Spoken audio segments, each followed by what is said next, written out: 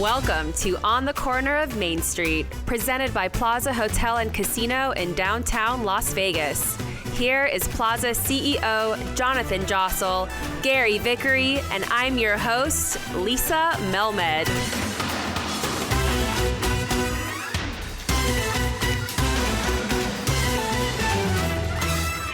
Welcome back to another episode of On the Corner of Main Street. Welcome, Jonathan. Welcome, Gary. How are you guys doing today? Good. I'm very excited to be here today. Jonathan, how are you today? I am doing very well. Thank you. Thank you for asking me. And I am very excited to be talking about what we're going to be talking about today, because as we are recording this, we're a couple of days out from the grand opening of Circa. And the interesting thing, for those that don't know, it used to be called the Las Vegas Club. And the Las Vegas Club was a hotel and casino that we owned when I first moved out here in 2007. And we ultimately sold it in 2015 to Derek Stevens and his team. And it was demolished. It wasn't imploded. It was demolished because they ate it piece by piece with a crane. And we obviously now look across the street at this huge new endeavor that's coming to downtown Las Vegas. But what it was a very famous, iconic building, which is special to me because I actually lived in there. I lived in that building in 2007 for about 3 months. And I lived on the 15th floor. It was a penthouse, and it had a bed that was circular next to a hot tub, shower, bath in the middle of the room. Wow. And it was all sort of zebra print furniture and retro but unusual. And I lived there, so it was a very special place for me, and it was my first sort of home here in Las Vegas. So watching it get eaten piece by piece by a crane was a little traumatic. And we're here today with... We are here today with someone who spent a lot of years working at the Las Vegas Club and now works at the Plaza. She's very near and dear to us all, a fabulous Plaza team member, our slot operations manager and longtime Las Vegas Club manager, Mary Myers. Welcome to On the Corner of Main Street. Thank you, Lisa. I'm happy to be here. Hi, Mary. Hi. Nice to see you. You know, one of the things I when we started saying we're going to talk about the Las Vegas Club, I do want to just confess a regret right now in front of you, Mary, because I know how much you love the Las Vegas Club. I loved it. I know you love that place. And I have a regret, a small regret. I'm very excited about what it's to become across the street in Circa, and it's going to be great for downtown.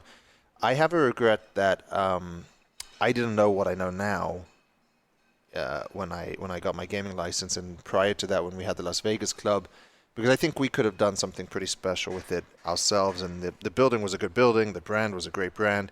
Interestingly enough, we still own the brand. We own Las Vegas Club trademark. We didn't sell the Las Vegas Club. We sold the real estate.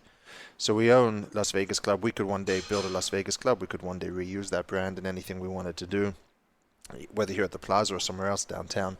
But I do regret not giving the Las Vegas Club a better chance at success, because it ultimately did need to probably be imploded when that time came, or demolished. But I do have that regret, Mary, so I'm sorry that we didn't revive your first... That's okay. I'm here now at the Plaza, and I love the Plaza. I love working here. So. Can you believe it's already been 5 years?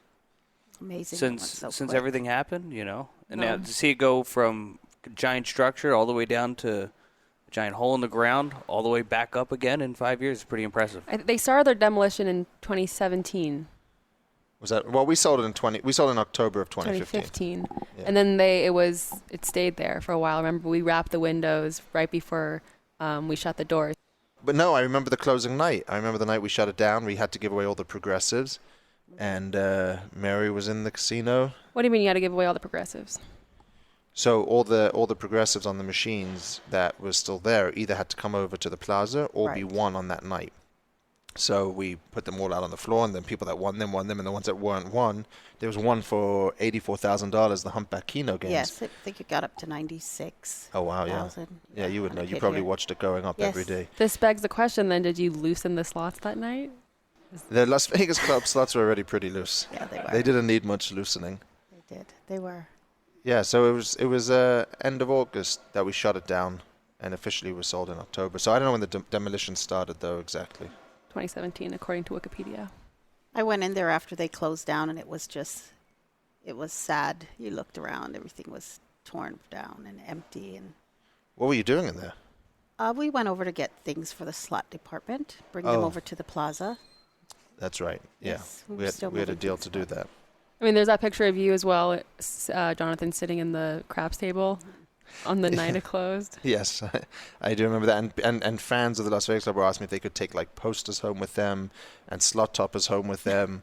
And we were like, yeah, take it all because it ain't going to be here for much longer. We even took the cashier cage sign out of there. The red neon cashier cage. I was at the Las Vegas Club, is now at the Plaza. Wait, was there nothing at the cashier's cage at the Plaza It was, before? but it wasn't lit, and I wanted light. I wanted something not lit, as in the young people say, but it wasn't a light, and I wanted to have something that was a bit more Eye-catching? eye-catching. And so not everyone has to say where's the cage. Now you see the big red neon sign that says where the cage is.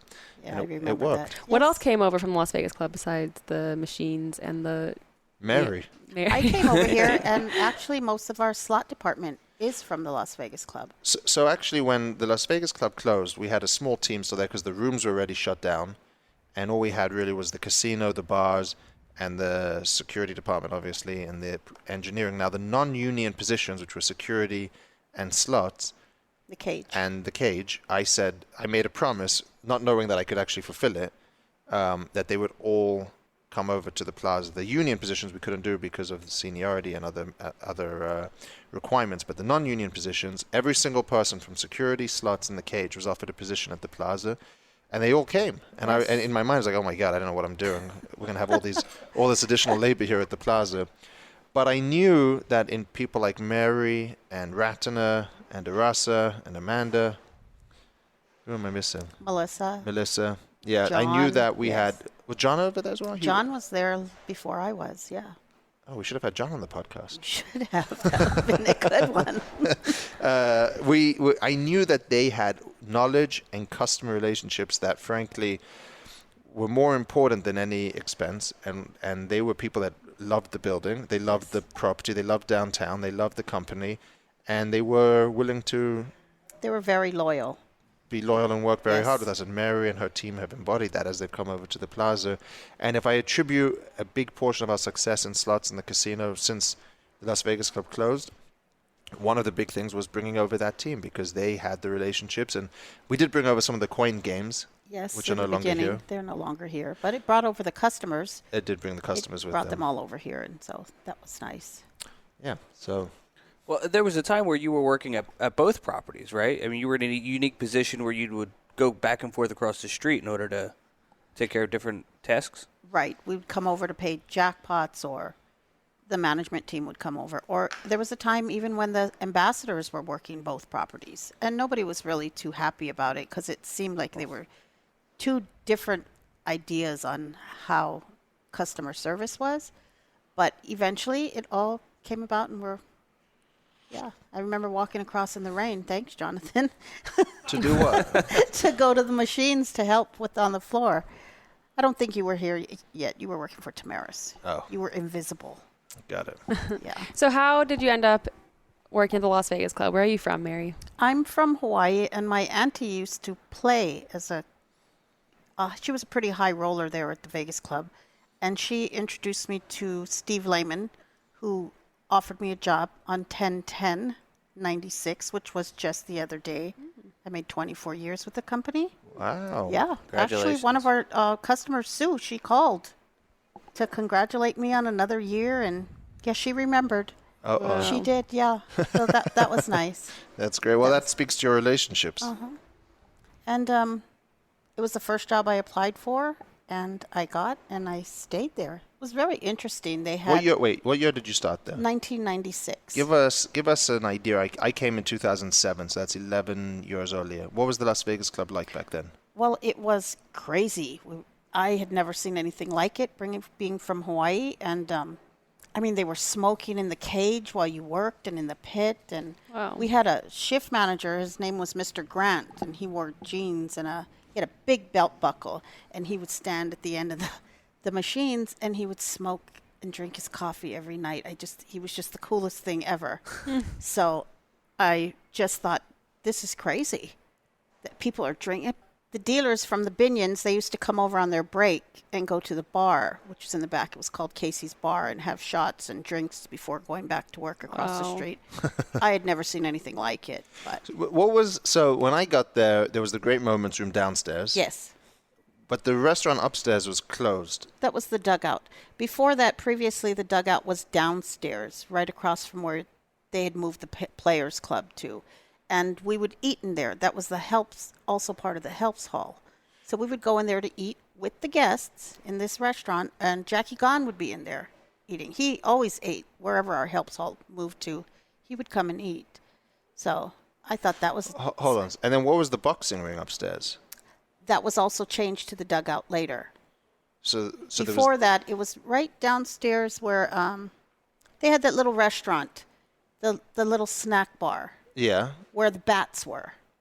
That was What the bats? dugout. There was the display. Oh, you of mean like baseball bats? Baseball I thought bats. you meant like that. Oh my gosh. the bat display? Yes. Okay, got it. The bat display, yes, and that was down. I know exactly what you mean. And then then it became Tinoco's later on. Yes. After that was a little farther down. Tinoco's was great. Tinoco's was my doing. Yes. That was later on. Yes. But in 1996, the dugout was where the boxing ring was upstairs. Yes, Or they moved it up there. The dugout was downstairs. They moved it upstairs and they turned that into like a snack bar. okay. And then there was the Great Moments room, which turned into Timoco's after. Okay. And what else was in the Las Vegas Club? Well, in the beginning, it was just full of machines, all coin machines. There was a bar in the back, the red bar, and they had a Casey's bar. The pit was on the north side of the casino where the new construction came on. They had just recently built like a 16-story Oh, that's building, and right, I was yeah. hired for that addition. So At the time, the Fremont Experience wasn't even it was there. fully built yet, right? Yes, it was there, Gare. Okay. It was there. Could you drive down it still? No. You just walked out on it. And back then though. There wasn't the stages. There wasn't the outdoor bars. No. There wasn't the zip line. It was just a light show. Yes. I do remember that. You could bring your kids out there. It was much different, just a light show. And they had a big sports bar, a sports. Yeah, there was the big sports Sports book in the book. back. Yeah, which is ironic because this is what Circa is going to have as the biggest Right. sports book, and so they played off of that. Well, Mel Exper was there then, and he was big on sports. So he kind of built this whole thing around the sports book. Mm-hmm. And everybody had their uniforms, cheerleaders for cocktail waitresses, referees for bartenders. I think we wore softball uniforms. But yeah. And you mentioned him, but did you have any interactions with Jackie Gorn? He would stand out. He would be there passing out complimentary dinners to the dugout or to the Great Moments. Just randomly walking up to people. Just randomly walking around, and How great! yeah, it was cool. And after that, they had Barrick came in, and there was some changes there also. They eventually ended up closing the north side of the casino and turned that into a bunch of different things. There was the Amazing Jonathan. No, that was also me. That was later on. That was the haunted house. There was the acrobatics. Yeah, you weren't there. No, I was there for the haunted house. Oh, okay, I'm sorry. With the Amazing Jonathan, we did that haunted house. It was quite the experience. Yeah. It was actually not a bad haunted house, just nobody went to it. No, it was nice. It was huge. Weren't people like hanging from their skin or something? I've heard stories about this. Well, he said he was going to do that. He didn't actually do that, but he did do it was a pretty decent built out haunted house in the back of the Las Vegas Club, but that was when I was there. That was after. like, I think that was 2009. Yeah. They had once they closed it down, they had like a row acrobatics. They were over the pit. They were in the back. And we did move the bingo room over there in 2010 when we did the Yes. remodel here at the Plaza. I do remember that. But I think people don't realize this, but the Las Vegas Club was the first party pit downtown. Really? It was the first party pit. So we did the fetish pit. Okay. And Yes. and you remember there was that? a pole, Yeah. and there was pole dancers. Yeah, and and the girls Did dressed you? up. Who branded that? I don't want to take credit for it, so I'll blame. You blame Mary if you want. No, It's all no, Mary's no. idea. We thought it was We crazy too. did- It was called the Fetish It was Pit. called the Fetish Pit, and it was actually the first casino downtown to do dancing girls. And we hired the agency, and the girls would come in. And this was, again, it was a small pit. There was the main pit, and then there was a small one that was just the fetish pit to the side. And that's where we would do the dancing girls. They would just work on swing shift and late night. And then eventually it was so successful that it grew into a bigger pit. And then ultimately everybody downtown started doing the dancing girls, and everyone on the strip. But the Las Vegas Club was actually the first one downtown to do it. And I would challenge anybody to tell me otherwise, but it was, because I was here. It was. And I agree. And I think it's pretty cool, because now it's pretty widespread, especially on the strip. Right. But yeah, downtown Las Vegas Club was the first one to do it down here.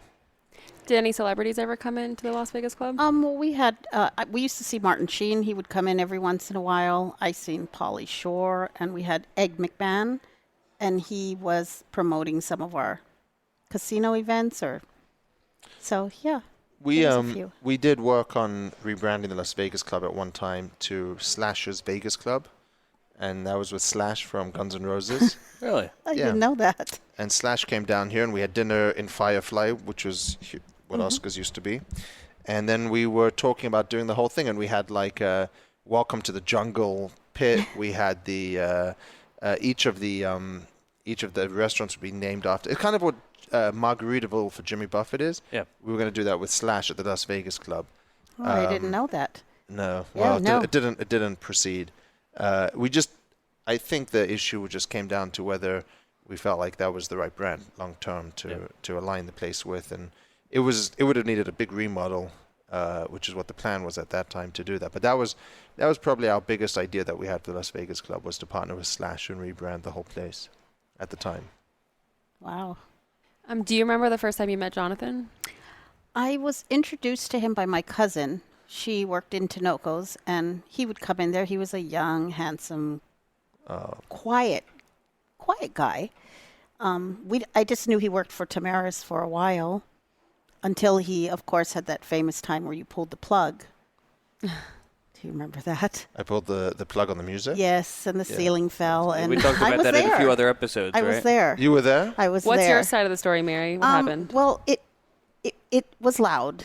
It was extra loud. The girls were dancing. They had like a runway, and he went up, and I didn't see him go up there, but he pulled the plug, and everything just stopped. Everybody looked, and he It just was Super plugged Bowl it. weekend. He plugged it back in, and the ceiling fell, and it just carried on like nothing had happened. Oh my gosh. Well, the issue we have with the party pit girls, and we even had that here at the Plaza, is they always want to do their own music, because they have to Right. perform and dance and whatever, and they always want their own music. And some of them would put on like heavy rap music Yeah. with explicit language, Yes. and which wasn't always the right fit. So we would argue over that, and then they would change it when no one was looking. And so I didn't know what I was doing, but I unplugged the iPod, and the sound system blew. Yeah, and you became piece the of- guy. a piece who of ceiling unplugged. fell out. That guy. He became that guy. That's really your first memory of me, Mary? No, that's just a funny memory. Okay. But then you started coming over, and you would talk to us. You would actually be on your phone a lot, looking intently into your phone. And then, no, he would be talking, and it was like he was just taking it all in. But when you talked to us, you were present at all times. It was like he was taking notes on. Wrong? I mean, Now we're choosing. After that reaction, me and Gary aren't going to say anything. Well, thank you for that great introduction, No. Mary. No, you were really nice. Listen, Jonathan. I will be the first to admit it that in 2011, 12, 13, one, I felt bad because the Las Vegas Club was an afterthought to the Plaza.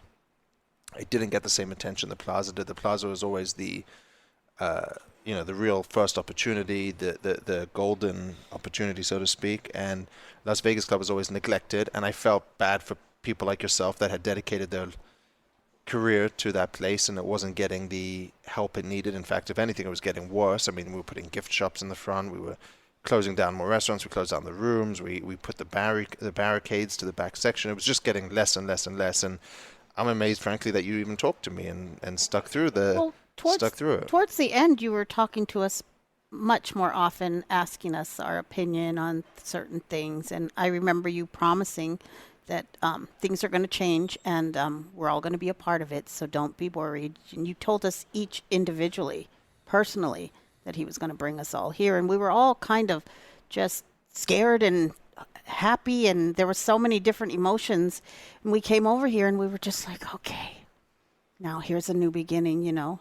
But he did save us all, so we're grateful. Oh, thank you, Mary. Yes, Aw. eternally grateful. Very loyal, if you noticed. All of the people here, they've been here longer than I have. Most of them, my department. Yeah. Yep. So you are always on the casino floor, and guests love you. I work on the social media, and everyone always talks about you, Mary, on Aw. Facebook and Twitter. What is that relationship like with the guests that you have? So some of them have been coming here for generations. For instance, the Knights. They had been coming from the beginning I was there till their children came, and then now their children's children come here, and they're still coming here. So we made friendships, and they're like family.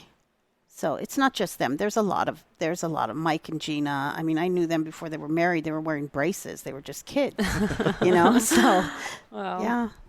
It is a relationship business, and Mary's one of the best at developing those relationships, Oh, knowing her thank you. customers, and working in a way to continually improve and take back feedback. I do have a funny story. So at the Vegas Club, the equipment there was so old that one night I was at dinner and my phone starts ringing and I get a missed call, and then I was at dinner, so I didn't want to keep answering my phone because I'm not always on my phone, Mary. and I'm not taking my call, and then like the third call, and I'm like, oh God, what is this? So I answered, like, oh, we have a problem. The power's gone down at the Las Vegas Club. Yes. So I said, shoot, what do you mean the power's gone down? What about the backup generator? They're like, yeah, it failed. It didn't work, right? So the backup generator is supposed to fire up and everything keeps working. The Las Vegas Club was in pitch darkness. Yes, it was. There was nothing on. when Zero was lights. this? All the slot machines were up. This was probably a year before we sold it, so maybe 2014, end of 2013, I think. Was this a weekend? Was this a weekend or weekday? No, it was a Thursday night. It was not a weekend. It was a Thursday night. So But it's picking up. It's picking I up have for the to weekend. leave my. Well, it was still busy with Fremont Street traffic. Yeah. I mean, I run out of my dinner. I run down here. I I get was here. so happy to see you. All the lights are off. Security's at the door telling people they can't come in, but the people were refusing to leave because they had money in the slot machines they didn't want to lose. And I look over at the pit, and one of our hosts is in the pit. Now, this host I've been trying to beg for the last, 2 years. I was telling him, please go to the Las Vegas Club and walk the floor to sign up new customers, right? Because there's new customers always coming in from Fremont Street. Walk the floor, be present, get out there. And he would never do it. He was always at the plaza. He was always in his office. So finally, I get down here, and the lights are off. There's no one in there, and here's the host in the pit. I say, what are you doing? Oh, I came over to Las Vegas Club like you told me to. I said, yeah, the lights are off, and there's no one in here. You're supposed to be here when there's business. No. He's like, I'm just watching the place for us. I said, get out of here. Go back across the street. But we didn't get the power back up until the next morning. We were shut down that night. And it was good practice for closing the place down a couple of years, 18 months later.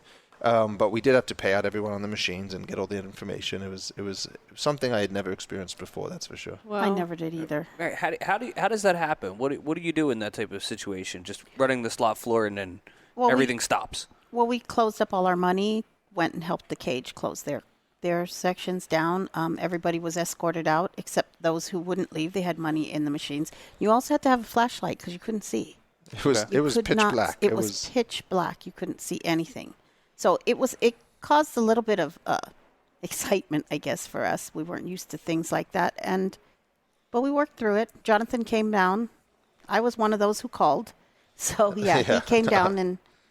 Not that I could do anything. No, but it helped. It made us feel a lot better. It was definitely a new experience. Yes. But back to your point of the relationships, I was telling you that because of the host, but I do think that a big part of this business is that relationship of people knowing, like Mary knows a customer by name, she knows their family, she can ask them about them, she knows their favorite slot machine, she can tell them where it is, what they're looking for, if it's moved, she can tell them, she can have a personal connection with them, and that is so much more important than pretty much any other element of this business. So people like Mary are rare these days that dedicate 30 years to a business, and it's not that long. 24. Was it 24 here? 24 at Including here? both properties. Yeah. But also she's, some people when they play slots, they don't want to be disturbed and they like to be left alone, and it's about finding that balance. I mean, Mary, tell us how do you start a conversation with somebody new when they've just started playing slots? We Well, they usually look good. we usually ask them if they want a player's card or if they're staying here to start up a conversation. And if they're willing to talk, then we start talking about, where are you from, what games do you like to play, and we also take a notice of how much they're playing, so we could be part of the reason why they come back. We bring them a host. We tell them about their perks, the promotions. And we've been having a lot of people that are saying, they're going to stay here. They normally stay at the Strip, but they're going to be staying here. And it's from people like myself and Gary and Jonathan, everybody going up and talking to them. Jonathan makes it a point to talk to the people on the floor all the time. And I learned from you. yes, I bring them over there and introduce them, and they're like, this is crazy. That's the CEO. I said, yeah, I know he's in his sweatpants, but it No, just I'm came not. from What them. are you saying? Kidding. I'm kidding. But one of Mary's, kind of secret weapons is she has a great memory. She does not forget anything. I mean, she comes back and tells me stories from About yourself. 5 years ago when we used to share an office. So when you have specific guests that are on the casino floor, you remember the little things that create that personal touch. And Mary remembered that for me and keeps Yeah, that relationship keeps- building. Yeah, Gary, remind Where do remind you- everybody. Yeah, you remember way too many things about Where me. do you like to gamble, Mary? Where do you go out? I know you gamble, so I go do on. gamble. I usually go up to the Rampart, just close to my house. You play bingo? I play bingo. I play a little slots. Not as good as our Super Bingo, of course. No, because I can't play here. So if I could, I would. But I can't. So I do up there. I don't play very much. I think I used to play a lot more than now. What are your job responsibilities as a slot operations manager? So we generally, all the slot managers in the slot department try to keep in compliance with gaming so that Jonathan don't get fined or none of the people get fined here. We actually watch over the money and try and keep him safe from these In people. compliance. Yes, not just in compliance. We have promotions that people try to take advantage Oh, of. yeah, Mary and was there with your tax day promotion. Yeah, thanks, when Lisa. she- That was to you, great. Gary. He's talking to you. It was lovely. Yeah. I mean, there wasn't just that one. There was the double royals I was here for. Oh, yeah, that was bad, That was yeah. bad. What's the double What was the double royals? Why don't we hear about this one? Sorry. That's okay. They're all learning experiences that make us who we Was are this today. another one of Jonathan's ideas? I'm not sure whose idea it was. It No. couldn't have been Jonathan's. I know whose idea it was. And we were paying double royals and went down to, I think, up to 2,000 if I wasn't mistaken. And then eventually it was topped off at 1,000 because it was not good. But the promotion ran through and we had some new customers that came in. We don't want any more. Now, I've seen some of them here today, actually. Oh, really? Yeah. Oh, great. Yeah. Good. I've yeah. seen some of them here today. I would say, so go on, Mary, tell us more about your responsibilities, because I think that, you pay out jackpots, and that's something we just met about recently in terms of trying to speed it up. I think it's an industry known problem not problem, I mean, it's the law, but $1,200 is just too low to be a taxable amount. Right. You know what I mean? People that are betting $30, $40, $50 on a spin are hitting taxable sometimes multiple times an hour, and then they got to wait for the paperwork and everything for $1,200. And there's a lot of lobbying and argument that jackpot number should actually be close to 5,000. Right. That would make your life much easier. It would make my life much easier, but I guess less we would, tips, of course. yes, there would be less money involved, but no, we don't just do that. We keep the casino clean. We keep the tickets in the machines. We help with player development. We try and make everybody's vacation or their experience here positive, so they'll keep coming back. Not only do I hand out my cards, there's the cards of the hosts, and we introduce them to the cocktail waitresses, and so it becomes like a big family thing. We've come across some new clientele that's come across. Right now we have a lot of different people with different spending habits, but we are forming relationships with them also. One thing that we talk about a lot is, you mentioned cleaning the casino, but I like the idea that you guys are an extra set of eyes and ears for, keeping the carpet looking good, or the chairs are tucked in at the machines or in the right position, especially now with the pandemic protocols. We have to have every second slot machine making sure chairs aren't moved around and people aren't sitting too close together. And then also, of course, the buttons on the machines and making sure they're all working. That was one of my pet peeves when I first took over, that machines had sticky buttons or sticky screens. Make sure it's clean and constantly maintained, and you guys have done a great job of that. I think we have the best slot floor in downtown. I do and too. it's not just because of the product, it's because of the maintenance of that product and upkeep. So good on you. Thank you. I mean, since COVID, you guys have been cleaning the machines. Well, we've been cleaning the machines. We're actually running with a little shorter staff, so we clean the machines when we can. We have less machines now, but we work together with EVS and all the departments. I mean, I see Jay out there wiping machines from time to time and picking up trash, and Jonathan out there just... So I see everybody. Jonathan out there just looking at his phone? No, Jonathan, stop. In his sweatpants. I'm sorry. That's not the only way I see you. You know that, boss. Yeah, I appreciate that. Yeah. So going back, I do think there was a defining moment for the Las Vegas Club, because it wasn't necessarily worse than some of the other properties on Fremont Street Experience. I do think, though, from our perspective as well, and it was prior to me coming here, the issue that Las Vegas Club had with the Fremont Street Experience board and then being removed from there was a big issue, and not necessarily the final nail in the coffin, but perhaps a big one, in that it just lost its votes, it lost its participation, and then ultimately was the sort of outcast on the street. And I think that was an unfortunate moment in the history of the Las Vegas Club, that it lost that portion of it. They would do to try to block the visual of it, and the traffic to it was difficult. Oh, really? Yeah. Oh, yeah, it got pretty bad. But I mean... And then there was the building of the zip line structure. Yeah, of that course. was huge. Right. So. Yep, as we look at it right now. So, is watching Circa being built as traumatic for you as it is for Jonathan? Well, I think the tearing down of it, like he said, they were just chewing away. It was like a monster just eating at it. I would take pictures all the time. And I would talk to Jonathan on the floor. He'd say, "I know you love the Vegas Club. You'll love the Plaza." And I do. I love the Plaza here, but it made me sad. It kind of is nice to see that it's coming full circle and it's going to be sports themed again. Right. But yeah, it doesn't remind me of the Vegas Club at all anymore. No. No. Did you ever go down to the basement of the Vegas Club? Oh yeah, it was That the was the dungeon. We best. called it the dungeon. So there was the laundry room down there. There was the Coin- count room, yes. the coin room, and then there was the beverage room. And there was the locker room. And there was a locker room. My God, what a basement that was.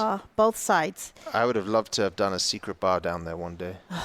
There was no There was a basement. lot of secret things probably going on down there. It was crazy. Yeah. There's no underground like that here at the Plaza, but that was a great basement. It was damp. And it had a musty secret trap door that went out to Fremont Street. Yes. Whoa. Yeah, there was a door, and they also had so they had a secret door in the casino that went down to the basement, and then there was a corridor underground that went up into Fremont Street. But then there was also above the pit was the executive offices, and they had the catwalk with the glass. So you could sit in your you could office sit and in your watch office. the blackjack games through the glass going on. Just Yeah. as like we were looking out the window here, it was like that there. I don't remember why I was up there, but I thought, wow. The catwalk? This is gangster up here. Well, they didn't have surveillance Well, right. back They didn't then. have surveillance, but I guess this Well, is they didn't have surveillance. 2000s. No, back Early when they built it back in like the Right. 60s, 70s, Yeah. they didn't have the surveillance, so they had catwalks, which is why that's how they watched the games, to make sure no one was cheating. Now, of course, then later on they were redundant, but the glass is still there. You still have the catwalk here at the Plaza.